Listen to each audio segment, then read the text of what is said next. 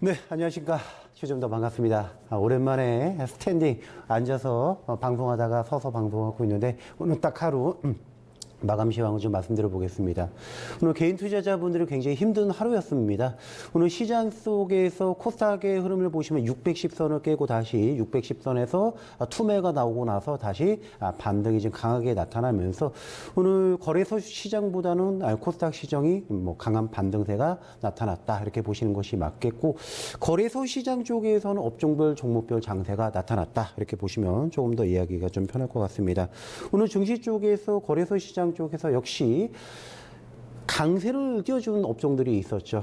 실적 우선주들을 중심으로 강세가 흐름이 좀 나왔었고, 그 대표적인 종목이 삼성 SDI. 자, 2분기 실적까지 좋았습니다. 전기차에 대한 기대감이 나타나면서 2분기 실적까지 좋아지면서 특히 중대형 전지, 소형 전지 쪽에서 앞으로의 업황을 기대를 해봐도 된다라고 판단해 보셔도 되겠죠. 자, 또 한 가지가 한국항공우주의 실적이 좋았다라는 거. 어제 실적 발표가 나왔었죠. 그래서 한국항공우주와 삼성 SDI의 공통점이 있습니다. 자, 공통점이 바로 뭐냐면은 외국인들의 집중적인 매수세가 이어졌다라는 것입니다. 외국인들의 집중적인 매수세가 이어지고 나서 자, 실적 발표가 되고 업황이 돌아선 것을 확인하고 나서 훨씬 더 주가의 상승이 굉장히 지금 강하게 나타나고 있었죠. 요즘 시장을 보시면은 안 되는 종목들은 계속해서 하락세가 유지가 되고 있었죠. 그래서 52주 신저가의 흐름을 나타내고 있는 종목들이 있겠고요. 시장에서 좋지 않았다가 갑자기 실적이 좋아진 종목치고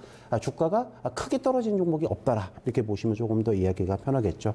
그럼 코스피 같은 경우에는 지난번에 제가 계속해서 우리 방송을 통해서 말씀드렸던 부분이 자산가치에 대해서 말씀드리고 있습니다. 그래서 자산가치 대비 청산가치가 PBR 0.85배 내외까지 떨어진다라면 그때가 바로 저점이다라고 얘기하고 있는데, 자, 준비된 그림 하나 좀 보면서 말씀드려 볼까요? 지금 준비된 그림을 보시면은 자, 2008년도에 지금 준비된 그림을 보시면요. 2008년도에 저점이 자, 여기서 좀 나타나고 있었죠. 그래서 2008년도에 준비된 그림에서 PBR 0.85배입니다. 0.85배까지 떨어졌을 때 이때가 2008년도 서브프라임 모기지 사태였었죠. 그럼 지금의 사태가, 지금의 흐름이 과연 2008년도와 비교했을 때 어느 쪽이 훨씬 더 좀 시장이 좀 더 불안합니까? 지금입니까? 아니면 2008년도입니까? 당연히 그죠. 2008년도가 훨씬 더 불안하겠죠. 자, 그렇다는 얘기는 적어도 한국의 증시들은 특히 코스피 증시를 중심으로 자, PBR 0.85배 내외 쪽에서는 강력한 지지를 받고 있다라고 보시는 것이 맞겠죠.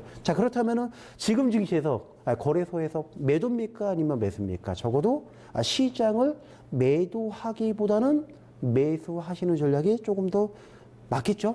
그래서 시장에서는 오히려 저가의 매수세가 이어지고 있다.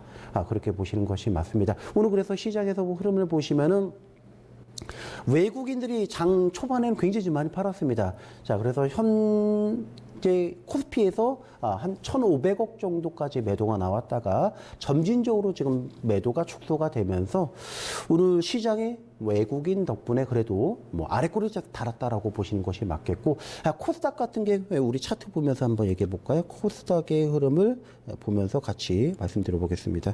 차트 한번 좀 비춰주시면 오늘 코스닥이 610선이 있죠? 610선을 강하게 이탈하고 나서 아래꼬리가 두 개가 달려 있고요. 3일 전의 흐름을 보시면 장대 음봉이 좀 발생이 되고 있기 때문에 아직까지는 시장이 돌았다라고 얘기하기는 굉장히 힘듭니다. 자, 그러나 적어도 손절매 물량이 나왔다. 그리고 개인들의 투매성 물량이 나왔다. 그리고 시장에서 가장 문제가 되고 있었던 부분이 개인들의 신용 잔고 비중의 흐름이 강하게 어제 오늘 많이 털렸다. 이렇게 보시는 것이 맞습니다. 그럼 지금 코스닥이 바닥을 확인했느냐? 일단 단기적으로 보시면은 바닥은 확인한 것으로 좀 생각이 좀 되고 있습니다. 그래서 내일 정도에서 양봉 하나가 좀 발생이 돼서 양봉 3개 정도면 시장에서 신빙성이 좀 있다라고 보시는 것이 맞겠고요. 자, 종합주가지수의 흐름을 좀 보면서 얘기해 보면 종합주가지수 같은 경우에는 그렇죠. 이전 저점 근처인 2000 그렇죠. 10선 근처에서 지지를 받고 있습니다. 근데 우리가 보셔야 될 부분이 원달러 환율을, 그러니까 달러의 환율을 보시면 전저점을 깼나 안 깼나 한번 봐주실래요? 자, 지금 전저점 근처가 817.38로 나와 있는데 안 깼죠.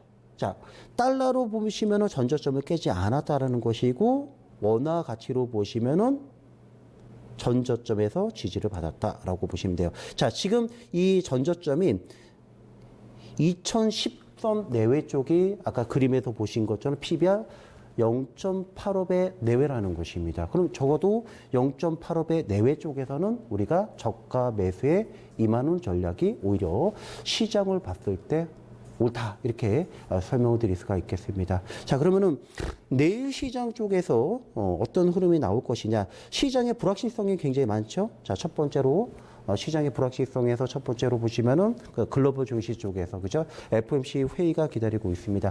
30일과 31일 사이에서 FOMC 회의가 기다리고 있는데, 시장에서 우려감이 이겁니다. 과연 미국 쪽에서 금리 정책을 어떻게 바꿔갈 것이냐. 그래서 미국의 금리 정책이 0.25%를 하락할 것이냐, 아니면은 0.5%를 하락할 거냐, 이것이 중요하겠고요. 과거의 데이터의 흐름을 보시면요, 이렇게 보셔야 되겠습니다.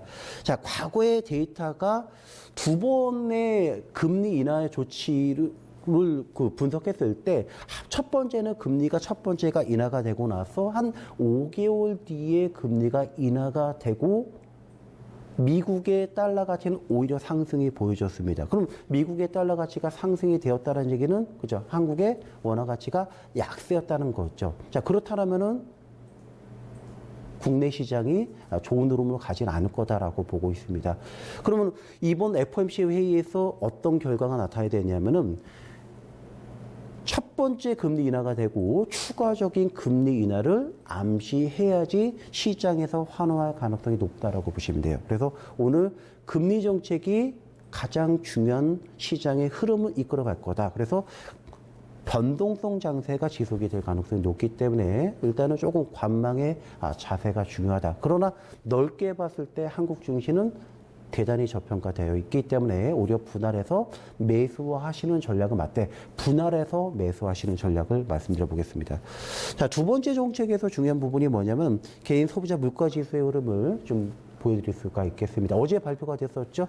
시장의 예상치가 1.7%였습니다. 근데 시장에서 실질적으로 발표치가 1.6%였습니다. 그럼 이게 왜 중요하냐면은 지금 물가지수의 흐름이 2% 아래쪽에서 떨어져 있기 때문에 연준 쪽에서 금리 정책에 있어서, 그죠, 큰 갭을 두고 행동할 수가 있다라는 것입니다. 그래서 연준 쪽에서는 시장에서 추가적인 금리에 대해서, 인하에 대해서 강력하게 나올 가능성이 높다. 그러나 변동성은 있다라고 보시는 것이 맞겠죠. 그래서 만약에 연준 쪽에서 금리 정책을 추가적으로 연속적으로 금리를 인하시키겠다라고 하면은 시장이 급반등될 가능성이 높다라고 보시면 되겠습니다. 그래서 최근의 흐름을 보시면은 미국의 달러 인덱스, 달러의 가치가 상승함에 따라서 한국은 어땠나요? 지수가 올라갔습니까? 떨어졌습니까? 지수가 떨어졌었죠. 그래서 달러의 가치와 한국의 증시는 거의 반대적 포지션을 갖고 있다라고 보시는 것이 맞습니다. 그래서 지금 시장에서는 미국의 FOMC 회의를 우리가 중점적으로 보셔야 된다라고 보고 있습니다. 다른 것은 물론 뭐 신경 쓰셔도 되겠지만은 요거 하나 정도만 신경 쓰시고 보시는 전략을 말씀드려 보겠습니다. 자, 마지막으로 보시면 미중 간의 무역 분쟁과 관련돼서 지금 현재 진행형이겠죠. 이번에 레리 커들러가 이렇게 얘기했습니다. NEC 위원장입니다. NEC 위원장인데 레리 커들러가 이렇게 얘기했습니다. 이번에 미중 간의 무역 협상에 대해서 큰 기대를 갖고 있지 않다라고 얘기를 했었고, 트럼프 대통령도 역시 뭐라고 했습니까?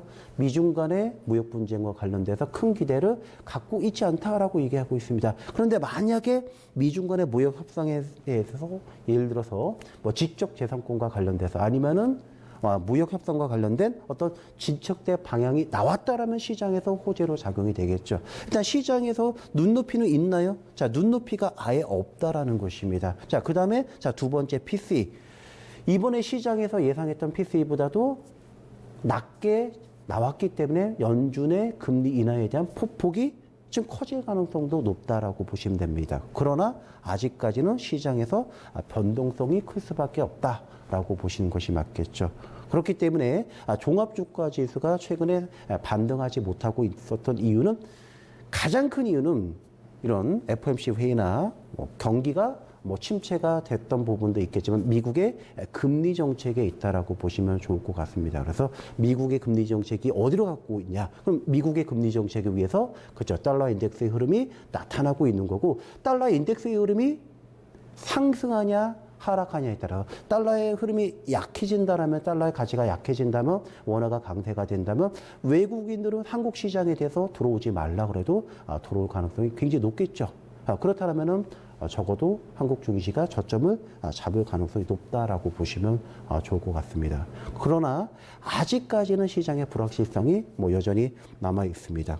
그런 부분에 대해서 시장은 계속해서 반응할 가능성이 높다 이렇게 보시는 전략이 맞겠고, 자 오늘 시장에서 가장 중요한 부분 중에 하나가 바로 종합주가지수에서 실적주 중심으로 강세가 보여줬던 모습을 보여주고 있었고요. 그리고 한국 증시는 자산가치 대비 0.85배, 내외 쪽에서는 계속해서 지지를 받아줬다. 그래서 2008년도에서도 역시 그 어려운 시기에서도 0.85배 내외에서 뭐 지지를 받아줬기 때문에 한국 증시는 여전히 저평가되어 있다라고 보시는 것이 맞겠죠.